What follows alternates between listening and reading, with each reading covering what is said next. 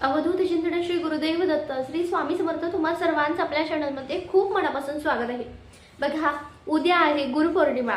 ज्या दिवसाची आपण आतुरतेने वाट बघतो ना, तो दिवस आहे उद्या। म्हणजे गुरु आणि शिष्याचं नातं या दिवशी एक महाराजांना कृतज्ञता व्यक्त करण्याचा हा दिवस असतो। बऱ्याच वेळेस आपण बोलण्यात नाही ऐकतो की गुरुबळ प्रबळ असेल तर माणसाचे सर्व कामं आयुष्यात सक्सेस होत असतात, यशस्वी होत असतात। माणूस कितीही कष्ट करतो, त्याचा गुरुबळ प्रबळ असेल तर त्याचे सगळे ग्रह हे चांगले होत असतात। याचाच अर्थ काय, आपण आजच्या व्हिडिओमध्ये बघणार आहोत की गुरुबळ प्रबळ करण्यासाठी आपल्याला स्वामींच्या दत्त महाराजांच्या कोणत्या सेवा करायच्या आहेत आणि काय काय करायचे आहेत हे सगळं सांगणार आहोत। ज्यांचे 21 पारायण चालू आहेत, ज्यांचे 7 पारायण चालू आहेत, त्यांनी उद्यापन कसं करायचं हे पण सांगणार आहे। खूप छान माहिती असणार आहे, अगदी व्हिडिओ शेवटपर्यंत बघा। तुमच्या सर्वांचं आपल्या चॅनलमध्ये खूप मनापासून स्वागत आहे। सगळ्यांना माहिती आहे की 29 जुलै 2026 ह्या दिवशी आहे गुरुपौर्णिमा। गुरुपौर्णिमा हा दिवस अर्थात खूप महत्त्वाचा असणार आहे आपल्या सगळ्या स्वामी भक्तांसाठी। कारण हा दिवस वर्षातला एक असा दिवस असतो ज्या दिवशी आपण आपल्या गुरूंप्रती कृतज्ञता व्यक्त करीत असतो। गुरुपद महाराजांना म्हणजे आपलं गुरुपद स्वीकारा यासाठी आपण महाराजांना मंत्र स्तोत्र वगैरे हे करीत असतो। पण ह्या दिवशी अजून एक सेवा असती, म्हणजे आपल्याला काय करायचं आहे, सकाळी उठल्यापासून तर आपल्याला संध्याकाळपर्यंत आपल्याला सेवा करायची आहेत, उपाय करायचे आहेत। चला तर सगळ्यात महत्त्वाचं बघा, आपण जेव्हा आहे ना सकाळी उठतो तेव्हा आपल्या लहानांपासून मोठ्यांपर्यंत अगदी आंघोळीच्या पाण्यामध्ये आपल्याला चिमूटभर हळद टाकायची आहे, थोडंसं गोमूत्र टाकायचं आहे। हे झाल्यानंतर आंघोळ करून महिलांनी खास करून आपल्या घराचा उंबरटा, मुख्य दरवाजा स्वच्छ पुसून घ्या। गॅलरी असेल तर गॅलरीचा दरवाजा सुद्धा पुसून घ्या आणि हा स्वच्छ पुसून म्हणजे गोमूत्र आणि पाणी पुसून आपल्याला गोमूत्र हळद असं हे करून त्याचं लेपन आपल्याला उंबरठ्यावर करायचं आहे। याचं लेपन केल्यानंतर त्याच्यावर मध्यभागी तुम्ही कुंकवाने सुद्धा स्वस्ती काढू शकतात आणि हळदीने सुद्धा स्वस्ती काढून परत त्याची हळद कुंकूने आपल्याला पूजा करायची। उंबरठ्यावर काढा, मेन आपला मुख्य दरवाजा आहे त्याच्यावर काढा आणि पुन्हा त्याला हळद कुंकू अर्पण करायचं आहे। हे झालं आपलं नित्याचं। त्यानंतर आपल्या देवघरातली पूजा करायची। पूजा करताना आपले महाराज आहेत, आपल्या महाराजांना, स्वामी महाराजांना, दत्त महाराजांना, तुमचे जे कोणी गुरु असेल त्यांना तुम्हाला उद्या हळदीचा टिळक लावायचा आहे।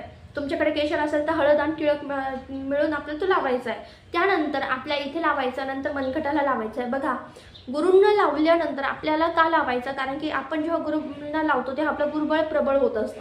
ह्यानंतर आपण सेवा करणार आहोत। काय सेवा करायची आहे, आपल्या मागे भरपूर काही जबाबदारी आहे, घरात चालत नाहीये सेवा, म्हणजे लहान मुलं आहे आणि सेवा करायची खूप इच्छा आहे पण सेवा करू शकत नाही। पण मग अशा वेळेस काय करू शकतो आपण, हे बघा, आपल्याला सेवा तर करायची आहे कारण की महाराजांना आपण जेव्हा दुःखाच्या आणि कोणतेही संकटाची वेळेस आपण जेव्हा महाराजांकडे जातो, खरंच सांगते की माझ्यापासून तुमच्यापर्यंत की सगळ्यांना आपण महाराजांकडे खूप काही मागत असतो, महाराज असं चांगलं होऊ द्या, सगळं निवारण होऊ द्या वगैरे, पण आपण सेवा करताना आपल्याला सेवा करायचीच आहे।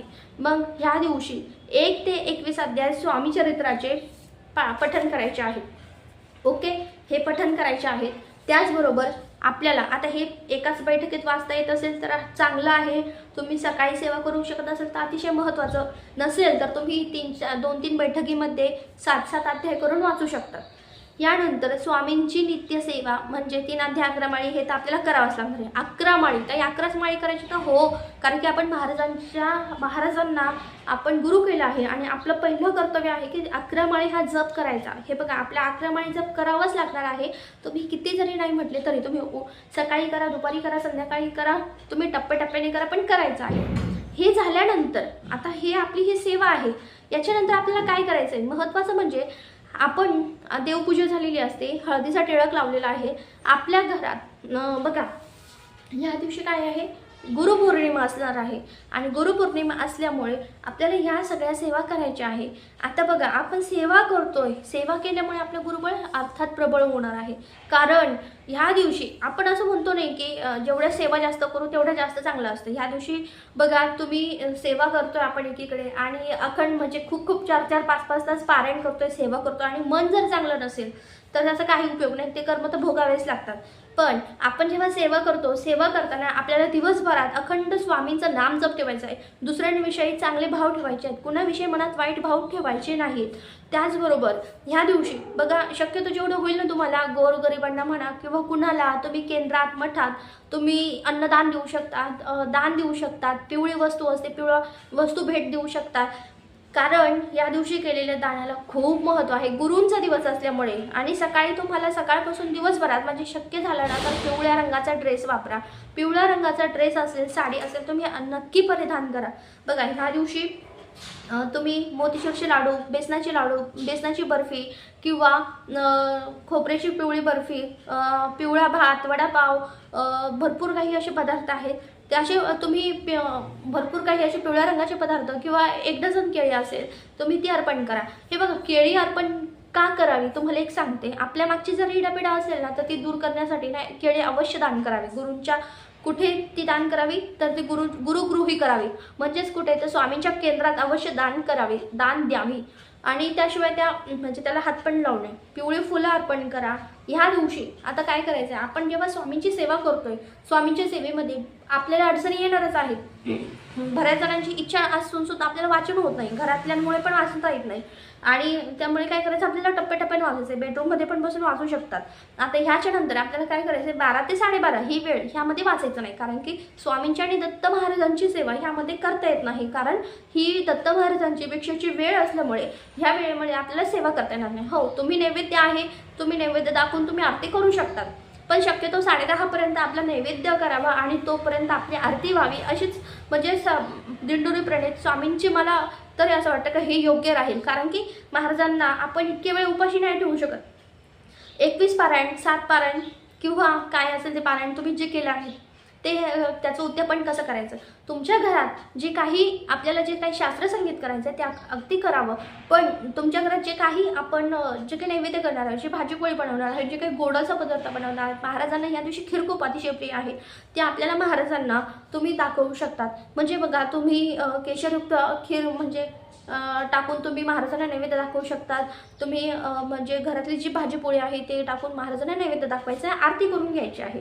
हे झालं तुमचं उद्यापन. म्हणजे आणि तुम्ही साधी खडी साखर दाखवली तरी पण तुमचं उद्यापन अशा छान प्रकारे महाराज सगळं गोड मानून घेतात. महाराज कधीच काही म्हणत नाही. दुसरं म्हणजे आपल्याला सगळ्यात महत्त्वाचं काय आहे की आपण जेव्हा ना म्हणजे महाराजांना खूप सजवतो वगैरे, खूप शास्त्रसंगीत करतो, पण असं नसतं. महाराजांना खूप साध्या साध्या गोष्टी प्रिय आहेत. तुम्ही जेवढं चांगलं मनापासून करतं, जेवढं भक्तिभावाने करतात तेवढं खूप महत्त्वाचं असतं. मी ह्या दिवशी आपल्याला ही गोष्ट खूप महत्त्वाची आहे की आपल्याकडून कोणाचं मन दुखवलं जाणार नाही. आई वडिलांना हे बघा, सकाळी महाराजांना तुम्ही तत्व वाचले असेल, नित्यसेवेमध्ये आहे, आई वडिलांचा, मोठ्यांचा आदर करा. त्यांचं आपल्याला उद्या आपल्या आईवडिलांचं, तुम्ही जर तुमच्या आईवडिलांजवळ असेल तर अर्थ तुम्हाला त्यांचा नमस्कार करायचा आहे. आपल्या मुलांना पण सांगायचं आहे. सपोज उद्या जर गुरुपौर्णिमा साजरी करणार असेल तर त्यांनासुद्धा तुमच्या म्हणजे त्यांच्या म्हणजे जे शाळेतले गुरु असतात त्यांचा नमस्कार करायला सांगा, तुमचा नमस्कार करायला सांगा. हे त्यांच्यावर संस्कार पडत असतात. हे खूप महत्त्वाची गोष्ट असते. ह्या छोट्या छोट्या गोष्टी महाराजांना खूप आवडत असतात. म्हणून ह्या गोष्टीच महाराजांना खूप अतिशय प्रिय आहे. तुम्हाला करायचं आहे, तुम्हाला सजावट करायची, तुम्हाला सगळं करायचं आहे, तुम्ही अतिशय बिनधास्त करा. कारण की तुमच्या मनाला कुठेतरी शांतता मिळते. हेच खूप महत्त्वाचं असतं. आपण जेव्हा सेवा करतो, मनात आपण म्हणतो ना मन एकीकडे आणि आपण इकडे सेवा करतो, असं नका करू. तुम्ही मन जेव्हा शांत असेल तेव्हा अवश्य करा. घरातील सगळ्यांनी मिळून आपल्याला सेवा करायची आहे. ह्या दिवशी 1 ते 21 अध्याय जर तुमच्याकडून 21 पाठ नाही झाले, 7 पारायण नाही झाले तरी चालेल. ह्या दिवशी तरी आपल्याला 1 पाठ पूर्णपणे पठण करायचं आहे. तुम्ही निम्मा करून वाचा, थोडं करून वाचा, टप्प्यामध्ये वाचा तरी चालेल. आणि ह्या दिवशी करायचा आहेच. तुम्ही कामाच्या ठिकाणी आहात तिथे करू का? हो ठीक आहे, चालतंय, काही हरकत नाही, पण करा. कारण ह्या दिवशी करण्याला खूप महत्त्व आहे. गुरुपौर्णिमेच्या दिवशी आपण गाईला गुळ आणि डाळ, आपल्याला हरभऱ्याची डाळ ही आपल्याला नक्की खाऊ घालायची आहे. याच्यामुळे आपल्या झोपलेली भाग्यरेषा असते ती उजळते. गाई जेव्हा आपला हात चाटते तेव्हा आपल्या सगळी झोपलेली भाग्यरेषा उजळते आणि आपल्याला गुरुची कृपा जास्त. तर चला, आजच्या पुरतं इतकंच झालेली सेवा स्वामींच्या चरणी रुजू करते आणि व्हिडिओ इथंच थांबवते. व्हिडिओ आवडला असेल तर लाईक, शेअर, सबस्क्राईब करा. श्री स्वामी समर्थ.